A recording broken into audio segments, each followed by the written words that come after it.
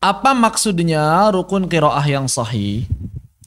Jadi zaman dulu para ulama itu ingin menentukan mana kalimat-kalimat Al-Quran yang diterima dan bisa digunakan untuk tilawah, dan mana kalimat-kalimat Al-Quran yang tidak diterima.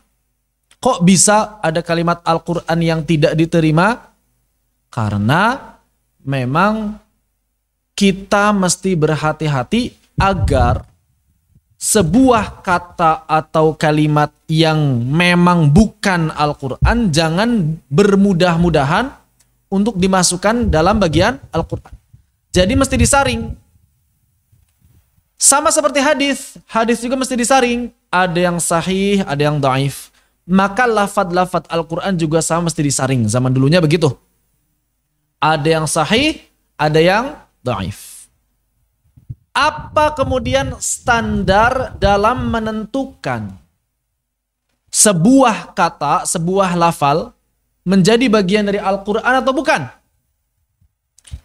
Ternyata para ulama menetapkan ada 3 poin yang menjadi standar bahwa kalau sebuah kata memenuhi 3 poin ini, dia dimasukkan, dinilai sebagai bagian dari Al-Quran yang bisa dibaca baik di dalam sholat maupun di luar sholat.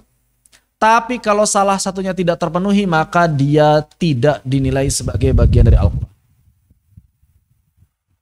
Nah, asal muasalnya karena zaman dulu ada sebagian orang yang mengklaim meriwayatkan Al-Quran. Tapi ternyata antara satu imam dengan imam yang lain itu riwayatnya beda-beda. Kok katanya dari Nabi begini, katanya dari Nabi begitu, katanya dari Nabi begini, katanya dari Nabi begitu. Dan mereka memiliki kepakaran yang berbeda-beda. Mereka memiliki kekuatan hafalan yang berbeda-beda. Mereka memiliki tingkat kesolehan yang berbeda-beda. Maka tidak mungkin kalau ada 2 hal yang bertolak belakang, dua-duanya benar, itu tidak mungkin. Ya. Kalau ada 2 hal yang bertolak belakang, salah satunya pasti salah, atau dua-duanya salah. Dua-duanya benar, itu tidak mungkin. Maka dirumuskanlah kaidah ini. Imam Al-Jazari mengatakan, fakullu ma wafaqa wajha nahwi wa kana li rasmi ihtimalan yahwi wa sahha isnadan huwal qur'anu fahadhihi thalathatul arkanu wa haitsu ma yahtalu ruknun athbiti syudzudzahu law annahu fis sab'ati. Jadi sebuah kata atau kalimat yang diklaim sebagai bagian dari Al-Quran tidak otomatis, misalnya ada imam, ada ulama bilang ini Al-Quran yang saya riwayatkan, tar dulu, dicek dulu, disaring dulu. Apa saringannya? Harus sesuai dengan 3 hal. Yang pertama, sesuai dengan kaidah gramatika bahasa Arab atau nahwu.